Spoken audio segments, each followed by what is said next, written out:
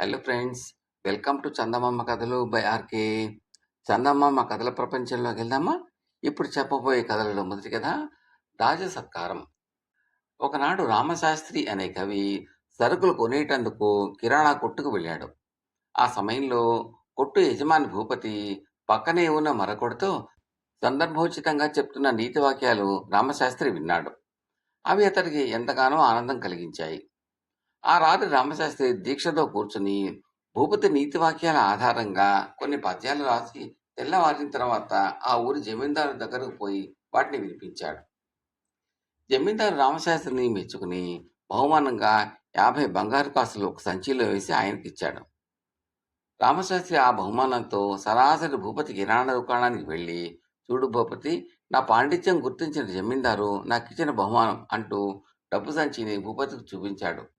అలాగా అంటూ భూపతి ఆశ్చర్యపోయాడు. రామశాస్త్రి చిరునవ్వు నవ్వి, నీ నీతి వాక్యాలే నీ రాసిన పద్యాలకు జీవం అన్నాడు. ఆ మెచ్చుకోలు మాటలకు పొంగిపోయిన భూపతి, ఆయన కూర్చోమని, శాస్త్రి గారు, మీరు ఓపికగా రాయేలే కానీ నేను ఎన్నో అద్భుత విషయాలు చెప్పగలను అన్నాడు ధీమాగా. ఆనాటి నుంచి పని ఉన్నా లేకపోయినా రామశాస్త్రి భూపతి కొట్టు వద్దకు పోయి రోజు కొంతసేపు కూర్చుని మాట్లాడి వెళ్తూ ఉండేవాడు. ఒకనాడు భూపతి పక్షులు వాటి మూగ భాషపై రామశాస్త్రికి ఎన్నో ఆసక్తికరమైన విషయాలు చెప్పాడు. రామశాస్త్రి వాటి సారాంశాన్ని తీసుకుని మరికొన్ని పద్యాలు రాసి పక్క ఊరి జమీందారుకు వినిపించాడు. ఆయన చాలా సంతోషించి రామశాస్త్రికి 100 బంగారు కాసులు బహుమతిగా ఇచ్చాడు. ఈ సంగతి విన్న భూపతి, నాలో నివురుగప్పని నిపులాగా ఇంత ప్రతిభ ఉన్నదన్నమాట అనుకుని చాలా గర్వపడ్డాడు. అయితే రామశాస్త్రి మాత్రం అతడు కోకొల్లలుగా చెప్పే విషయాల నుంచి తనకు నచ్చిన కొద్దిపాటి విషయాలే తీసుకుని మిగిలిన గాలికి వదిలేస్తూ ఉండేవాడు. ఒక రోజున భూపతి ఆ దేశపు పరిపాలనా విధానం గురించి చాలాసేపు మాట్లాడాడు. రామశాస్త్రి దాని సారాంశం తీసుకుని ఎంతో శ్రమించి కొన్ని పద్యాలు రాశాడు. అవి ఆణి ముత్యాల్లా తయారయ్యాయి. రాజధానికి వెళ్ళి ఆ పద్యాలను రాజుకు వినిపించాలన్న కోరిక కలిగింది రామశాస్త్రికి. ఆయన మర్నాడే బయలుదేరిపోయి రాజును దర్శించి ఆయనకు తను రాసిన పద్యాలు వినిపించాడు. రాజు వాటిని 1-2 సార్లు చదివించుకుని విని చాలా ఆనందించాడు. ఆయన రామశాస్త్రితో, 4 రోజుల పాటు మా అతిథి గృహంలో ఉండండి, ఆ తర్వాత మీకు నిండు సభలో సత్కారం చేస్తాను అన్నాడు. ఈ సత్కారం వార్త గ్రామం చేరగానే భూపతి హడావిడిగా ప్రయాణం కట్టి రాజధాని నగరం వెళ్ళాడు. 5వ నాడు రాజు నిండు సభలో రామశాస్త్రిని పద్యాలు చదవవలసిందిగా కోరాడు. రామశాస్త్రి అలాగే చేశాడు. సభలో ఉన్న వాళ్ళందరూ హర్షధ్వానాలు చేశారు. రాజు రామశాస్త్రి పాండిత్యాన్ని గొప్పగా పొగిడి ఆయన మెడలో పెద్ద పూలమాల వేసి 1000 బంగారు కాసులు బహూకరించాడు. సభలో ఉండి ఇదంతా చూస్తున్న భూపతికి రామశాస్త్రి పైన ఎక్కడలేని ఈర్ష్య కలిగింది. అతడు సభికుల మధ్య నుంచి లేచి నిలబడి, మహారాజా, రామశాస్త్రి గారికి జరిగిన ఈ ఘన సత్కారంలో సగం వాటా నాకు రావలసి ఉన్నది. ఆయన మా ఊరివాడే అని జరిగిందంతా వివరంగా చెప్పాడు.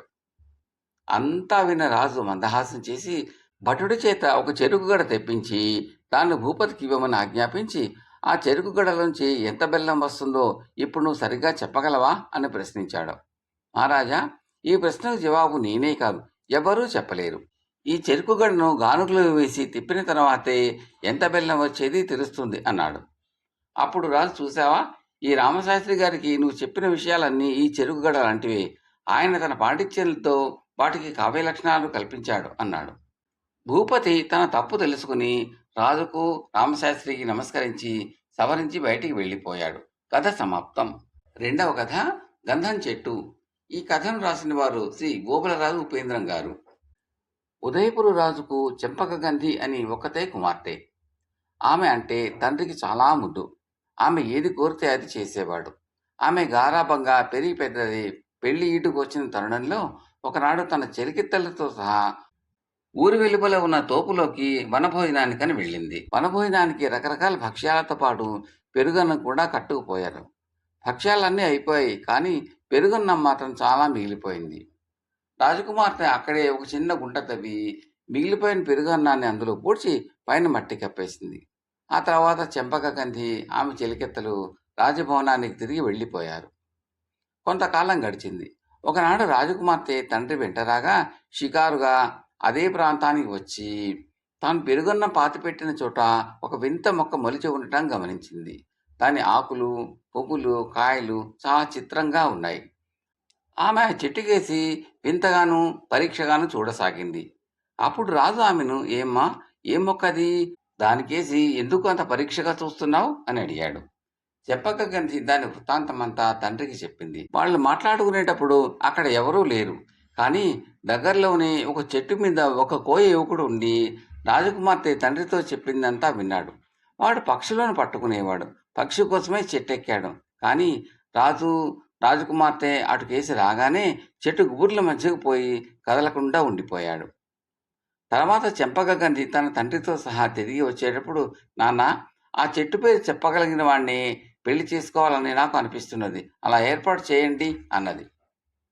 కూతురు ప్రతి కోరికను ఆజ్ఞగా భావించే రాజు ఇల్లు చేరుతూనే మంత్రిని పిలిపించి, అమ్మాయికి స్వయంవరం అని దేశాదేశాలా చాటింపు వేయించండి అని చెప్పాడు. మంత్రి రాజపురోహితుడిని పిలిచి తగినంత వ్యవధిలో ముహూర్తం నిర్ణయించి రాజు కోరిన విధంగా చాటింపు వేయించాడు. ఎందరో రాజులు, సామంతులు, వీరులు స్వయంవరానికి వచ్చారు. రాజు వారినందరినీ నగరం వెలుపల ఉన్న తోపులోకి తీసుకుని పోయి ఆ వింత మొక్కను చూపించి, ఇదేం మొక్కో సరిగా చెప్పిన వారికి నా కుమార్తెను ఇచ్చి పెళ్లి చేస్తాను అన్నాడు. ఒక్కరు కూడా దానికి ఏ పేరు పెట్టలేకపోయారు. కొందరు తాము చూడని చెట్ల పేర్లు చెప్పారు. కానీ రాజు ఒప్పుకోలేదు. అది ఏ మొక్కో ఎవ్వరూ చెప్పలేరు అని స్పష్టమైంది. ఆ సమయంలో కోయ యువకుడు ముందుకు వచ్చి, అది ఏ మొక్కో నేను చెప్తాను అన్నాడు. వాడు ఆనాడు కూడా తోపుకు వచ్చి జనం చాలామంది ఉండటం గమనించి వింత చూడటానికి ఆగాడు. సరే చెప్పు, అది ఏ మొక్క అని రాజు అడిగాడు. అది పెరుగన్న మొక్క అన్నాడు కోయవాడు. వాడు చెప్పింది నిజమేనని రాజు ఒప్పుకున్నాడు. దేశ దేశాల నుంచి వచ్చిన వారికి అందరికీ తల తీసేసినట్టు అయింది. వాళ్ళు అప్పటికప్పుడే రాజు వద్ద సెలవు పుచ్చుకుని తమ తమ దేశాలకు వెళ్ళిపోయారు. ఈ పరిణామం రాజుకు అన్ని విధాల అవమానకరమే అయ్యింది. ఆయన తన పరువు నిలుపుకోవాలంటే తన కుమార్తెను ఆ కోయవాడికి ఇచ్చి పెళ్లి చేయాలి. కానీ ఆ పెళ్లి తన చేతి మీదుగా ఎలా చేస్తాడు? పై దేశాల నుంచి వచ్చిన వాళ్ళు కూడా వెళ్ళిపోయారు. అందుచేత ఆయన తన కుమార్తెను కోయవాడికి ఇచ్చి, దీన్ని మీ గుడారానికి తీసుకుపోయి అక్కడే పెళ్లి చేసుకో అన్నాడు. చెంపకగంధికి ఇది మంచి శిక్షే అయింది. తండ్రి తనను గారాబంగా పెంచి తన ప్రతి కోరిక తీర్చినందుకు తాను కోయేవాడికి భార్య కావాల్సిన గతి పట్టిందని గ్రహించి ఆమె కోయేవాడి వెంట బయలుదేరింది. వాడు ఆమెను అరణ్య మార్గాన చాలా దూరం తీసుకుపోయి ఒక గంధపు చెట్టు కింద కూర్చోమని, మా గూడెం దగ్గరలోనే ఉన్నది, నువ్వు ఇక్కడే కూర్చో, నేను మా వాళ్ళందరినీ తప్పెట్లతో సహా ఇక్కడికి తీసుకుని వస్తాను అని తన గూడెంకేసి వెళ్ళిపోయాడు. చెంపకగంధి ఆ చందన వృక్షం కింద కూర్చొని ఎవరూ లేరు గనక ఎలుగెత్తి ఏడవసాగింది. అప్పుడు ఆ చందన వృక్షంలో నుంచి ఒక యక్షిని బయటికి వచ్చి, ఎవరమ్మా నువ్వు? అరణ్యంలో ఎందుకులా ఒంటరిగా కూర్చుని ఏడుస్తున్నావు అని అడిగింది. చెంపకగంధి యక్షినితో జరిగిందంతా చెప్పింది. అయితే నీకు ఆ కోయవాణ్ణి పెళ్ళాడటం ఇష్టం లేదా అని యక్షిని అడిగింది. ఎంత మాత్రమూ ఇష్టం లేదు అన్నది చెంపకగంధి. అయితే ఈ చెట్టులోకి వచ్చేయి, ఇందులో నేను చాలా కాలంగా ఉంటున్నాను, ఉండటానికి సుఖమైన ఏర్పాట్లన్నీ చేసి ఉంచాను, కావాలిస్తే నేను మరో చెట్టు చూసుకోగలను అని యక్షిని చెంపకగంధిని చెట్టు లోపలికి తీసుకుపోయి అందులో తాను చేసి ఉంచిన ఏర్పాట్లన్నీ ఆమెకు చూపి తాను మరో చెట్టు వెతుక్కుంటూ వెళ్ళిపోయింది.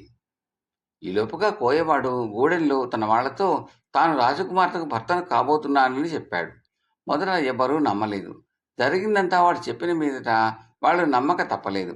వెంటనే తప్పెట్లు, బూరాలు, శంఖాలు పైకితీసి గూడెం వాళ్ళంతా అట్టహాసంగా కోయవాడి వెంట చందనం చెట్టు దగ్గరికి వచ్చారు. కానీ అక్కడ రాజకుమార్తె లేదు. చుట్టుపక్కల అడవంతా గాలించారు. రాజకుమార్తె జాడ ఏమాత్రమూ తెలియలేదు. గూడెం వాళ్ళు కోయవాడిని తిట్టి తిరిగి వెళ్ళిపోయారు. చెంపకగంధి ఆ చందన వృక్షంలోనే ఉంటూ ఎవరూ లేని సమయంలో బయటికి వచ్చి వనఫలాలు కోసుకుని తింటూ యక్షిని వచ్చినప్పుడు ఆమెతో కబుర్లాడుతూ కాలక్షేపం చేస్తున్నది. ఈ అరణ్యానికి అవతల మరొక రాజ్యం ఉంది.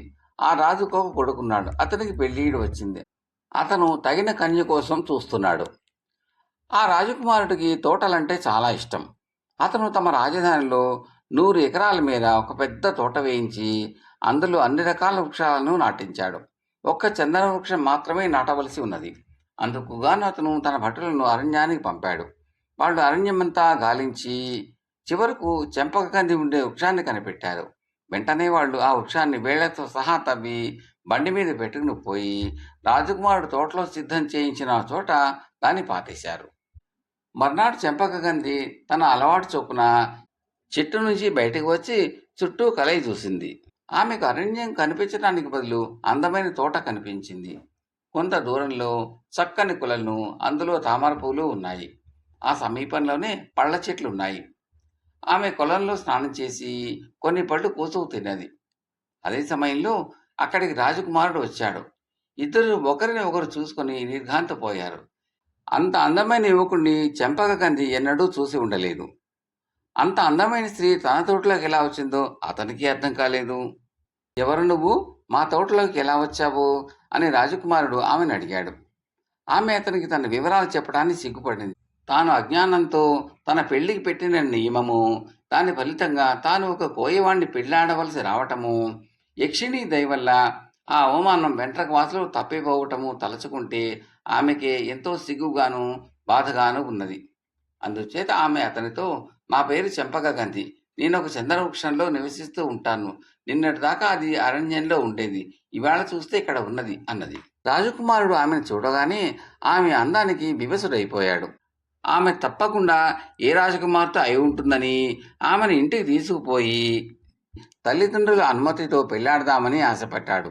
కానీ ఆమె తాను ఒక రాజకుమార్తెను అని చెప్పలేదు. ఎవరో చెట్టులో కాపురం ఉంటున్న దాన్ని పెళ్లాడతాను అంటే పెద్దవాళ్ళు ఒప్పుకోరు. కానీ చెంపకగంధిని పెళ్లాడాలన్న కోరిక అతనిలో చాలా బలంగా ఉంది. అందుచేత ఆమెను రహస్యంగా పెళ్లాడాలని అతను నిశ్చయించుకున్నాడు. అతను ఆమెను, నీకు వివాహమైందా అని అడిగాడు. ఆమె కాలేదు అన్నది. నన్ను పెళ్లాడతావా అని అతను మళ్ళీ అడిగాడు.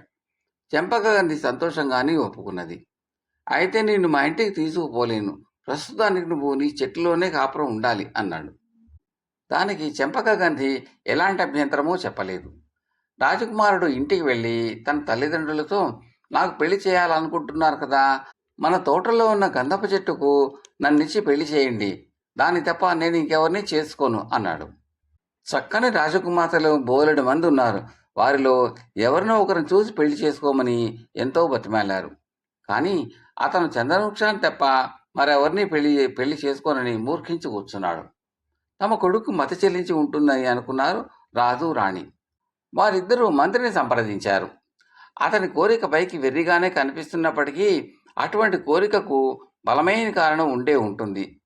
కాలక్రమాన అదే బయటపడుతుంది. అతని కోరిక ప్రకారమే చేద్దాం అన్నాడు మంత్రి. రాజు పురోహితుడిని పిలిపించి పెళ్లికి ముహూర్తం పెట్టించి పై వాళ్ళకెవరికీ తెలియకుండా తోటలో చందన వృక్షానికి రాజకుమారుడికి శాస్త్రోక్తంగా పెళ్లి చేయించాడు. ఆ తర్వాత రాజకుమారుడు చందన వృక్షపు కాండం మధ్యగా ఉండేటట్టుగా దాని చుట్టూ అందమైన కుటీరం కట్టించి తోటలోకి ఎవరూ రావద్దని ఆంక్ష పెట్టి ఆ కుటీరంలోని చెంపకందితో కాపురం ఉండసాగాడు. సంవత్సరం తిరిగేసరికి చెంపకకాంతి గర్భవతి ఒక మగపిల్లవాడిని ప్రసవించింది. రాజకుమారుడు తన తండ్రి వద్దకు వెళ్ళి, నాకు కొడుకు పుట్టాడు, వాడికి నామకరణ మహోత్సవం ఏర్పాటు చేయండి. నా పెళ్లిలాగా రహస్యంగా జరపనవసరం లేదు. చుట్టుపక్కల రాజులందరినీ పిలిచి బాగా వైభవంగానే జరిపించండి అన్నాడు. రాజు ఆశ్చర్యపోయి తన మనవడి నామకరణ మహోత్సవానికి చుట్టుపక్కల దేశాల రాజులందరినీ పిలిపించాడు. ఆ రోజే రాజకుమారుడు తన భార్యను, కుమారుణ్ణి తీసుకుని రాజభవనానికి వచ్చాడు. చెంపకగంధిని చూసి అందరూ ఆశ్చర్యపోయారు. ఎవరిమే, ఈమెని భార్య ఎలా అయింది అని రాజు, రాణి అతన్ని అడిగారు. నేను పెళ్లాడిన చందనవృక్షంలోనే ఈమె ఉంటుంది, అంతకుపైన నాకు ఏమీ తెలియదు అన్నాడు రాజకుమారుడు. కానీ నిజం త్వరలోనే బయటపడింది. నామకరణ మహోత్సవానికి వచ్చిన రాజులలో చెంపకగంధి తండ్రి కూడా ఉన్నాడు. ఆయన తన కూతుర్ని గుర్తించి, నువ్వు ఇక్కడ ఉన్నావా అమ్మా, అడవుల పాలయ్యావనుకున్నాను అన్నాడు. చెంపకగంధి అందరూ వింటూ ఉండగా తన పూర్తి కథను భర్తకు, తండ్రికి చెప్పింది. తమ కోడలు రాజకుమార్తె అయినందుకు ఆమె అత్తమామలు ఎంతో సంతోషించారు. అటు తర్వాత చెంపకగంధి చెట్టులో కాపురం మానేసి రాజభవనంలోనే ఉంటూ సుఖంగా కాలం వెళ్ళబుచ్చింది. కథ సమాప్తం. తర్వాతి కథ ఘోర పరాజయం. ఇది బేతాళ కథ. ఈ కథకు ఆధారం శ్రీ అల్లాడ లక్ష్మీనారాయణ గారి రచన. పట్టువదలని విక్రమార్కుడు చెట్టు వద్దకు తిరిగి వెళ్ళి చెట్టుపై నుంచి శవాన్ని దించి భుజాన్ని వేసుకుని ఎప్పటిలాగే మౌనంగా శ్మశానానికి నడవసాగాడు. అప్పుడు శబంలోని బేతాళుడు, రాజా, నీవు ఎవరికైనా కీడు తలపెట్టి ఇలా శ్రమపడడం లేదు కదా? అలా చేసిన పక్షంలో గూర్జర దేశపు చక్రవర్తి అయిన సూరసేనుడిలాగే ఘోర పరాజయాన్ని కోరి తెచ్చుకున్నవాడివి కావచ్చు. శ్రమ తెలియకుండా ఉండగలందుకు నీకు సూరసేనుడు కథ చెప్తాను, విను అంటూ ఇలా చెప్పసాగాడు. పూర్వం గూర్జర దేశానికి సూరసేనుడు సార్వభౌముడుగా ఉండిన కాలంలో అతని కింద అనేక మంది సామంతరాజులుండి ఒక్కొక్కడు ఒక్కొక్క నగరాన్ని ఏలుతూ ఉండేవాడు. వారిలో సుందరపురాన్ని ఏలే శక్తిమంతుడు ఒకడు. శక్తిమంతుడు రాజ్యపాలన విషయంలో ఆదర్శప్రాయుడు. ప్రజారంజకంగా పాలించటము, ప్రజల సమస్యలను పరిష్కరించటము, ప్రజల అభిమానాన్ని చూరగొనటము అతనికి తెలిసినట్టు మరెవ్వరికీ తెలియదు. అందుచేత సుందరపురం శాంతికి, సౌభాగ్యానికి పెట్టింది పేరైంది. శక్తిమంతుడి సామర్థ్యాన్ని దేశంలోని రాజులందరూ మెచ్చుకునేవారు. తన కింది సామంతరాజైన శక్తిమంతుడి కీర్తి గురించి సూరసేనుడు రోజు రోజు వింటూ వచ్చాడు. అతని ఖ్యాతి తన ఖ్యాతిని మించిపోతుందని మొదట్లో ఆయన ఈర్ష్యపడ్డాడు. కొంతకాలం గడిచాక సార్వభౌముడికి ఎప్పటికైనా శక్తిమంతుడు తన సార్వభౌమత్వానికే ఎసరు పెడతాడు అన్న భయం కూడా పట్టుకున్నది. సాధ్యమైనంత త్వరలో శక్తిమంతుడిని నిర్మూలించడం అవసరం అని సూరసేనుడికి తోచింది. ఆయన ఎవరికీ తెలియకుండా తన సేనను ఆయత్తపరిచి వెళ్ళి సుందరపురాన్ని ముట్టడించి శక్తిమంతుడి పైన యుద్ధం ప్రకటించాడు. తన వద్దకు యుద్ధ ప్రకటన తెచ్చిన సూరసేనుడి దూత ద్వారా శక్తిమంతుడు ఈ విధంగా సందేశం పంపించాడు. నేను తమ సామంతుణ్ణి, నాపైన తమరు యుద్ధం చేయటం దేనికి? తమ పక్షానే నేను సుందరపురాన్ని పాలిస్తున్నాను కదా. నా వల్ల ఏదైనా అపచారం జరిగి ఉంటే తెలపండి, తప్పు దిద్దుకుంటాను. ఈ మాటలకు సూరసేనుడు చెలించలేదు. నీవు ప్రజలను మోసంతో కూడగట్టుకుని వారికి మా పట్ల గౌరవాదరాలు లేకుండా చేశావు. నిన్ను యుద్ధంలో ఓడించి నీ రాజ్యాన్ని నా ఆధీనం చేసుకోక మానను అని సూరసేనుడు తిరిగి కబురు చేశాడు. యుద్ధం జరగకుండా చూడటానికి శక్తిమంతుడు ఎన్నో ప్రయత్నాలు చేశాడు, కానీ అన్నీ విఫలమయ్యాయి. ఈ సంగతి సుందరపుర పౌరులందరికీ తెలుసును. వాళ్ళు తమ రాజు కోసం ప్రాణాలు అర్పించడానికే సిద్ధపడ్డారు. దానికి తోడు చక్రవర్తి సైనికులు పట్టుదలగా యుద్ధం చేయలేదు. చక్రవర్తి మూర్ఖుడై ఈ యుద్ధాన్ని తెచ్చిపెట్టాడు అని వారికి తోచింది. అందుచేత సైన్యంలో అరాచక పరిస్థితి ఏర్పడింది.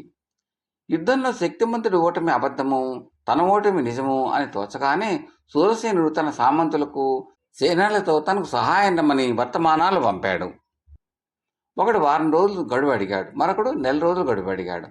ఇలా అందరూ తలా ఒక సాకు చెప్పారు, కానీ ఒక్కడు కూడా చక్రవర్తికి తక్షణ సహాయానికి రాలేదు. చివరకు సూరసేనుడు శక్తిమంతుడిని సంధికి పిలిచి, మిత్రమా శక్తిమంత, నీ బలపరాక్రమాల గురించి అందరూ గొప్పగా చెబుతూ ఉంటే విని వాటిని పరీక్ష చేయటానికి వచ్చానే కానీ మరొకటి కాదు. మనం ఎప్పటికీ మిత్రులమే. నీ రాజ్యాన్ని నువ్వు నిరాక్షేపణగా ఏలుకో అంటూ తన మిగిలిన సైన్యాన్ని తీసుకుని తన రాజధాని తిరిగి వెళ్ళిపోయాడు. ఈ వార్త విన్నాక సామంతులకు తమ చక్రవర్తి మీద అసహ్యం పుట్టుకొచ్చింది. ఈ సూరసేనుడు పరమ నీచుడు గనకనే తన సామంతుడి పైకి వెళ్ళాడు. వెళ్ళినవాడు పౌరుషంగా గెలవలేక సంధి చేసుకుని ఓడిపోయి తిరిగి వచ్చాడు. సామంతుడి చేతులు ఓడిపోయిన వాడిని మనం చక్రవర్తిగా ఎలా ఉంచుకుంటాం? ఈవేళ శక్తిమంతుడి పైకి వెళ్ళిన వాడు రేపు మనలో ఎవరి పైకి వచ్చినా రావచ్చు.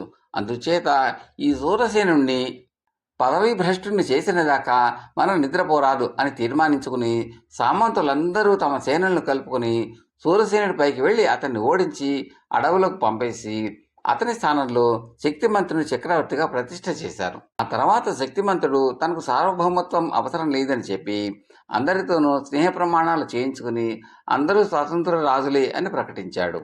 బేతాళుడు ఈ కథ చెప్పి, రాజా, సూరసేనుడు పతనం కావటానికి ఈర్ష్యే కదా కారణం. శక్తిమంతుడు తాను చక్రవర్తికి లోబడి పాలిస్తున్నాను అని చెప్పినప్పుడు కూడా తృప్తిపడక అతనితో యుద్ధం చేసి కొరివితో తలగొక్కున్నాడు. శక్తిమంతుడు తన స్థానం ఆక్రమిస్తాడేమోనని భయపడి అందుకు అనుకూలమైన చర్యలను తానే ఎందుకు చేశాడు? ఈ ప్రశ్నలకు సమాధానం తెలిసి కూడా చెప్పకపోయావో నీ తల పగిలిపోతుంది అన్నాడు. దానికి విక్రమార్కుడు, సూరసేనుడి ప్రవర్తన కేవలం ఈర్ష్యే కారణం కాదు. శక్తిమంతుడు తనకన్నా సమర్థుడు అని ఎప్పుడైతే తెలిసిందో అప్పుడే అతని వల్ల తన స్థానానికి ప్రమాదం ఉన్నదని కూడా సూరసేనుడు తెలుసుకున్నాడు. ఆ ప్రమాదం రాకుండా చేసుకోవాలంటే చక్రవర్తి శక్తిమంతుడి కన్నా సమర్థుడైన ఏలిక కావాలి. అది సూరసేనుడు సాధ్యం కాదు. అందుచేత శక్తివంతుడు నాశనం చేయటం తప్ప చక్రవర్తికి మరొక మార్గం లేదు. అందులో ఓడిపోవడమే అతని పతనానికి కారణం అన్నాడు. రాజుకి ఈ విధంగా మౌనభంగం కలగగానే బేతాళుడు శవంతో సహా మాయమై తిరిగి చెట్టెక్కాడు. కథ సమాప్తం. ఈ కంటెంట్ నచ్చితే లైక్ చేయండి, బంధుమిత్రులు షేర్ చేయండి, సబ్స్క్రైబ్ చేసి గంట సింబల్ కాల్ కూడా నొక్కండి. మీ సూచనలు తప్ప కామెంట్లో తెలపండి. అది మాకు ఎంతో ఎంకరేజింగ్గా ఉంటుందండి. Thank you very much.